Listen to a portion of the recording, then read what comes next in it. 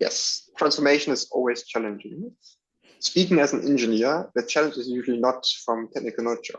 The main challenges we usually see in transformations, both in the industry, but also for us particular, is mainly about cultural and people mindset. So we very early started to invest into any kind of automation. All the manufacturing processes are mostly fully automated with sensor driven. We have various of predictive maintenance and other elements that helps with any kind of computer input to analyze, optimize, and productionize. But in the end, I think personally, it just comes down to individuals, that they understand the why we do this, that they come along to the journey, and that we as society within our little universe of the firm succeed. Yeah? And often if you look at statistics and reports why transformation fail, that comes down to people don't buy in or people don't want to contribute and therefore blocking the effort. And that's also for us, that was one of the core elements, is to take along the people, to take away their fear, and together shape this.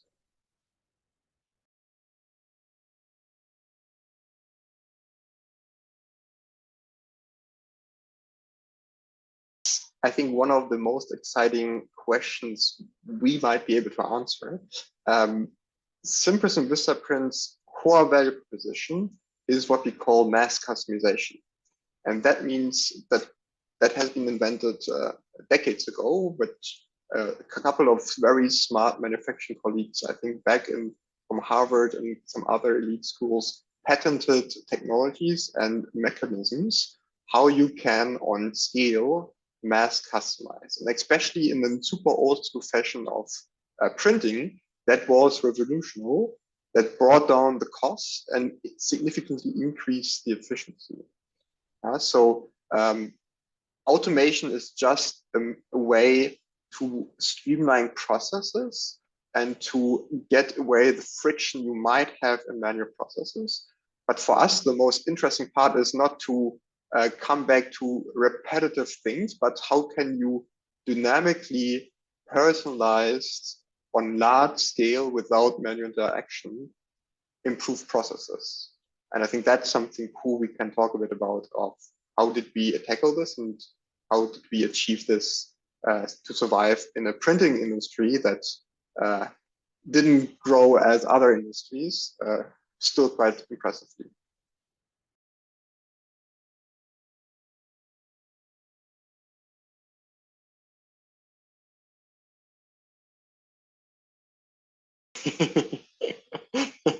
Complicated question with a lot of different numbers in there.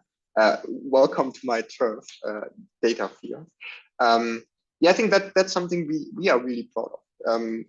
And I gave a couple of other talks also about our data mesh concept, and it's not what we invented. We somehow stumbled into this, but there are large companies like Zalando and others who also applied this and wrote about this publicly in blog posts. In the end, I think it comes down to, again, how do you create an environment where everyone can be at their natural best? Yeah? And usually if you go into corporations, everyone is an expert in one field. Yeah. And as soon as a work package leaves the desk, that's not my business anymore, right? I'm the expert of doing this one stamp here. But then if it comes to some other stamp, no, that's not my field. And if my own stamp is in danger, I'm very protective. So I think that is a culture challenge. And we very early invested heavily into building what we call data mesh. That means we have self-independent teams. They make their own decisions for their goal. They can fully decide what technologies, what solutions they use. There's no approval chain. They can decide, but they are also accountable. They can deploy changes on a Friday evening, which you usually say in technology, that's a bad habit. But if they do so, my job is to keep them accountable on a Saturday to be there and fix if things go wrong, right? So I think it comes down to what environment you create to hire the best and the best can do what they are good at and not what we tell them to do.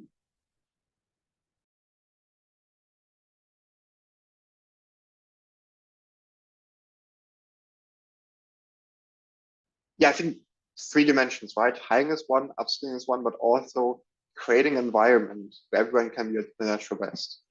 We all, that there's not a single company who says we don't try to hire the best people. Like, I would be surprised.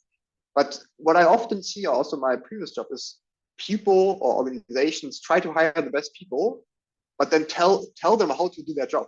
And it's like, why do I hire someone with a PhD and telling them how to do their job? It's like mind-blowing for me, right? So, and I think that comes down to a misinterpretation of what we expect from leaders and what we expect from an organization to do. Right? And it's not to tell how to do things, but rather to create the environment that those good people we hire can succeed in. Yeah. Now your question is, okay, we hired the best people, what happens now, right? And there's naturally an evolution of different needs, evolution of technologies, skills, etc.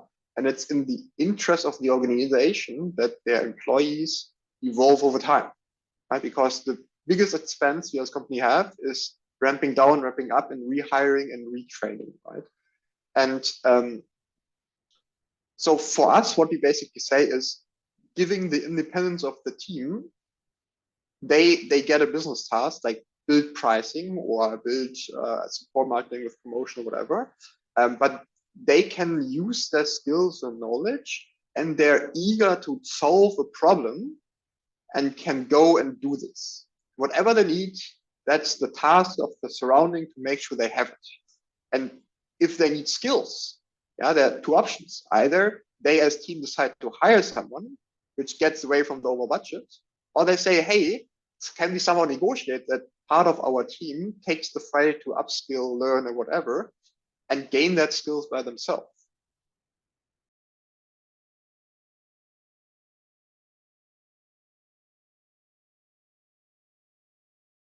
Yes, I'm super happy to do so, and I think we have already, or we shared also this publicly in our blog posts.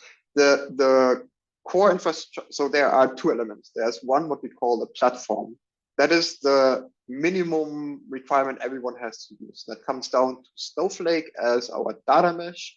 Every data is within Snowflake. That's not negotiable. So we need one central place where everyone with very low hurdles can access the data, curate it, and create value out of this. We say data is like water. It flows around. It is the spring of fruitful stuff. But in order to capture it, you need to build a dam at some point to make use of it. That's Snowflake. The big advantage of Snowflake, and that's now very technical, is you can decouple the compute from the storage layer. That is very interesting because at that point, we don't have shared infrastructure. Each team has their own compute layer and they don't influence each other if they do any kind of processing. So Snowflake is one of our core elements, but then the rest is really up to the different teams on what they see as valuable and what they see does the job. And we have teams working with Databricks, we have teams working with dbt, with Airflow, with all the modern tooling there is. Whatever is available, the teams can use, and there's very little restrictions to do so. The interesting part of this is also a bit similar in our economy, is some teams will try new things out that will succeed or that will fail. But then if it's successful, other teams will see the value and adopt. And we had this roughly 2 years ago when dbt came out. We had some individual principals starting to play around with this. And suddenly this became like a little wave internally, right? So just for sizing, we have roughly 700 engineers. So one team started with dbt, suddenly 2, 3, 4 teams adopted it. And all of a sudden we have various of teams wanting to adopt because they saw the value.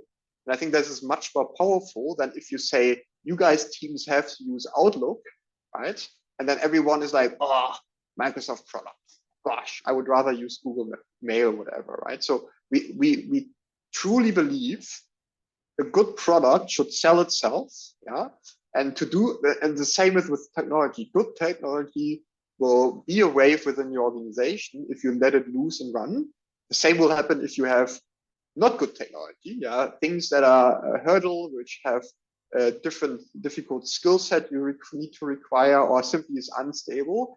That will go out by itself, and that's also a good sign for you as leadership that you might not want to invest into it.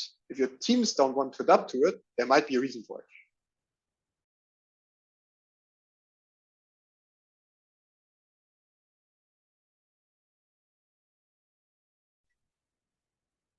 Now, take this with a piece of salt, yeah, because my background is engineering. So I think I truly believe that all technical challenges can be solved with people and good intent.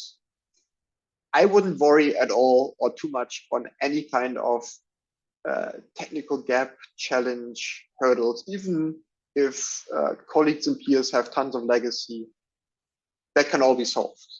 I think the biggest hurdle most of the organization trip over and fall is by not conveying well the why you do this.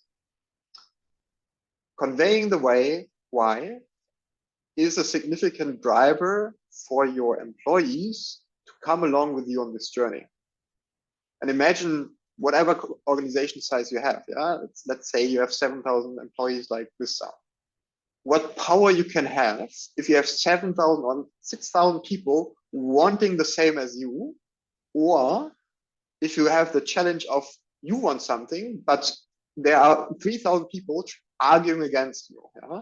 And then simply you as organization lose a lot of velocity just internally trying to align things over you all pull on the same rope in the right direction you wanted to.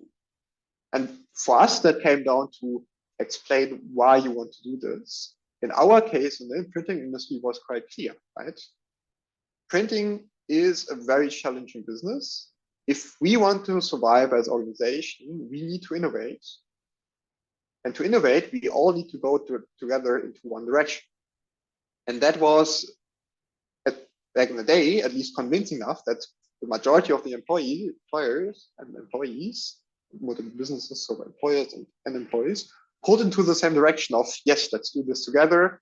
Let's come together with all the different skills, views, perspectives, and complement each other and not create internal wars, yeah, where we lose our energy.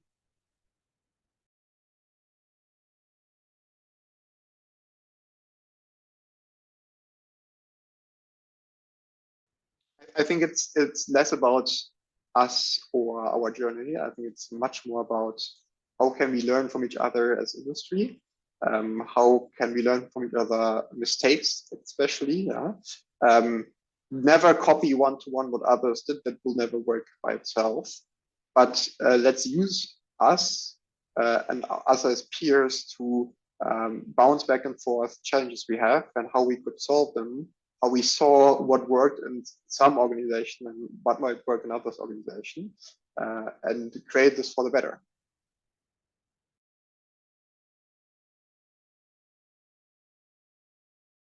What is the motivation to come to conferences? Well, for me, it's often to meet new or like-minded people, to explore what they have learned over time, to bounce back and forth ideas, challenges, and simply exchange on the good things that work well, or also the challenges we occur and how we can learn from each other to solve them better.